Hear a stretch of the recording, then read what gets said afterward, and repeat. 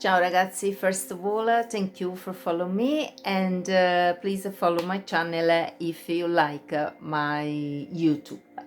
Anyway, today I am here about driving in UK when you have always driven in Europe, in my case Italy, because I am originally from Italy. Now it's 10 years I am living in UK, but I drove for 15 years, mostly in Italy, sometimes when I was on holiday in France, Switzerland, Germany and Austria.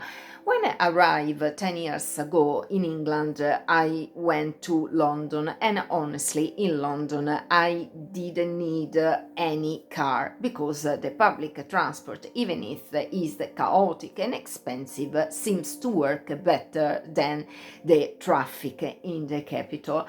But when I arrived in Bristol 2 years ago, I started to think that maybe should have a car, and so I renewed my license through an office DVLA that is based in Newport. You send your Italian license and they transform the Italian license in the British license. And if you have a normal Italian license that you took like me many years ago, when still people learn how to drive the car with the gear and the automatic didn't exist, with your license you can drive here in UK car with the gear and automatic car. Instead, remember, if here in UK you apply to have a license to drive only automatic car, you will never be allowed to drive a car with the gear. So you need to think about that. By the way, I had my old license, I transformed in British license, and after COVID I decided to start to drive in UK.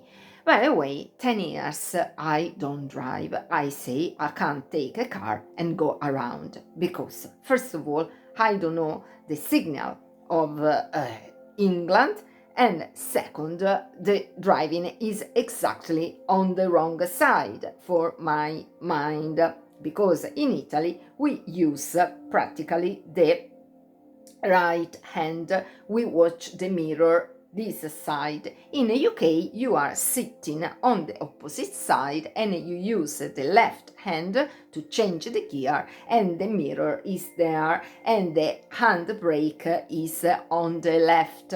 So you need to think about this, because if there is an emergency, you are unconscious look for the handbrake on this side, instead is on the other side, and a second could create a disaster. So I decided to take my driving lesson. It was not easy in June 2021 to find an instructor, because everyone after COVID emergency wants to take a license, so especially young kids have booked the driving school for many months up to November or December 2021. It is not possible to book an instructor in Bristol. So I was lucky to find an instructor nearby in a place called Newport. So I was booking 3 hours, 4 hours, 2 hours. I took my train and went to Newport. This poor man was coming with me with his car around Newport. At the beginning was a trauma. Believe me, 10 years without driving was okay. I drove sometimes. The last time I honestly drove was in 2017 when I went with my ex in Italy and we rented a car for 5 days. But practically in 2017 I drove 2 days, maybe 10 hours in a year. So not enough. And when I was driving in Italy, before coming in England, I was good. I learned my second husband how to drive, so I was feeling safe, not in love with car. If I can avoid for long travels, I avoid. I prefer train or airplane. By the way, I need a car in Bristol because I want to do something I want to have a car that I rent now. I don't have a car. So I went with this guy around, and the first time was the first time after 10 years. The gear and the accelerator were not playing very well. Changing with the left hand was not good, and watching the mirror there, instead my eyes were on the other side. So the second times I went was a bit better, but I was not satisfied, but happy to have booked this lesson. So I say, if it's long time that you don't drive, and you have always driving in Europe, don't take a car and go. If you drive in Europe all day, every day, so you come in England, maybe the first 2 hours is a bit difficult, but then you go. But if it's a long time and you don't drive, you need to take some lesson. You need to study also the rules on the street to understand what is happening, because the signals are different, especially the roundabout.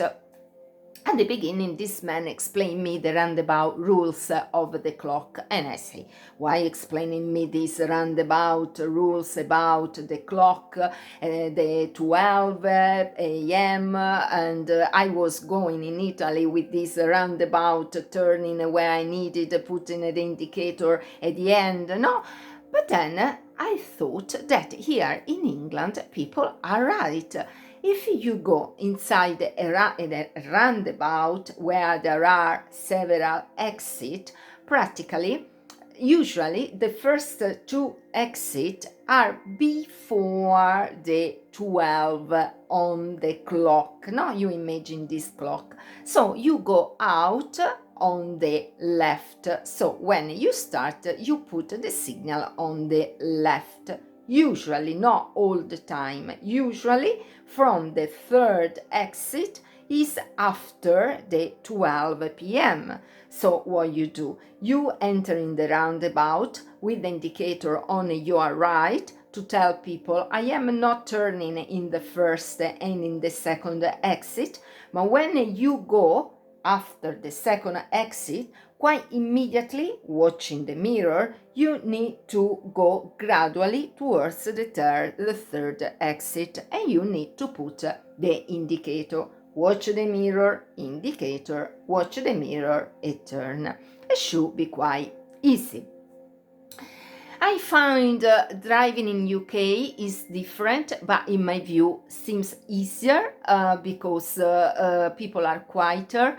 They don't stress you with the horn at the traffic light. If you don't start immediately, they don't use the horn be like go. They give you time to start the car. They are not aggressive, and when you go for the motorway is very easy, guys. Entering a motorway is not like in Italy that you have a little space, you need to watch the car coming.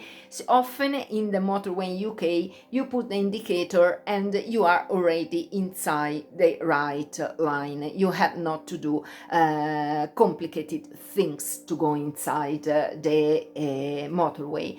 By the way, even if I did 13 hours, 3 hours with this man, and I have driving for 15 years in Europe, I'm not feeling still ready. So I tell you what I do, because I don't want to buy a car at the moment, because I live in central Bristol, and the car I need just maybe 1 day a week for an excursion, or 3 hours for doing some commission. I have decided to join a car club. When you have a license and you have no problems, your points are there, the car club usually accept you also with a debit card. You don't need a credit card. And I use a car club. Next video, next time, I will say which one. By the way, there is a sort of app you download when the car club accept you. You download this app and you book the car when you need. So at the first time, I have decided to book the car from 5:30 a.m. to 6:45 a.m., an hour and 15 minutes, because from Monday to Friday I start working at 7 a.m. So I find a car next to my home or next to the place where I work. I go there in the morning, I press the symbol that open my car, I go inside the car, I do a code, I take my key, and I set up the car. You need to set up mirror, understand the light, because at the beginning it's a new car, so you need to understand how it works, this car. At the moment I am driving a couple of Ford Fiesta that are great, amazing, and then you need to set up the mirror, and you need to understand also how the gear are working, especially the reverse, because for instance, even if they are two Fiesta, in one car the reverse is just reverse. You put the reverse, follow reverse, and is working. In the other one, probably is new, you need to lift a sort of ring, and you put the reverse and the car go in reverse. So the first time I didn't know that with this ring could be lifted, so I put the reverse and I was going farther. So I said, fine, why doesn't happen? No? So I always advise, if you drive a car for the first time, go and read a bit about this car to understand before driving how it works, because every car is different. Me in Italy, I have driven before for lots of years an old Polo station wagon, but old style that now doesn't exist anymore. If exists, is considered a vintage car.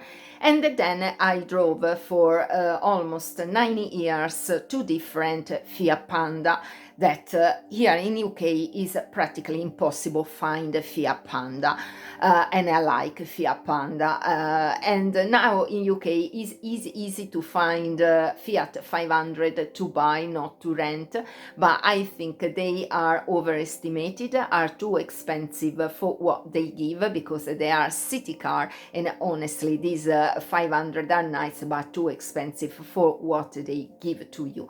So at the moment I am concentrated on this driving, renting car with this car club, and it seems working. Tomorrow I have another lesson at 5:30 in the morning. I rent the car next to my house and I go around for an hour and 10 minutes.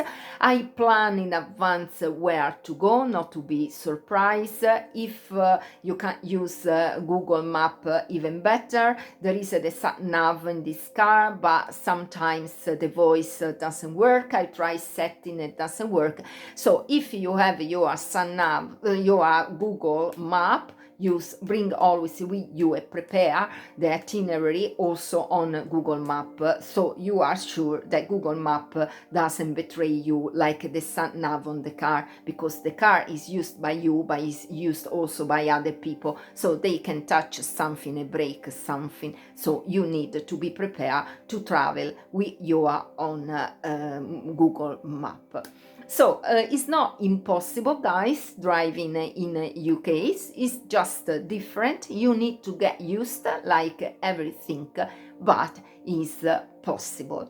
And be careful, by the way, when you drive, also at the speed limit, because here in the city center, in most of the city center now is 20 miles and it's good, and you need to respect. I am noticing nobody respect, only me. I don't care if someone behind is in a hurry, it's his business, not mine. I don't break the rules, I respect the limit. Okay guys, thank you for following me and see you soon in the next video. Ciao!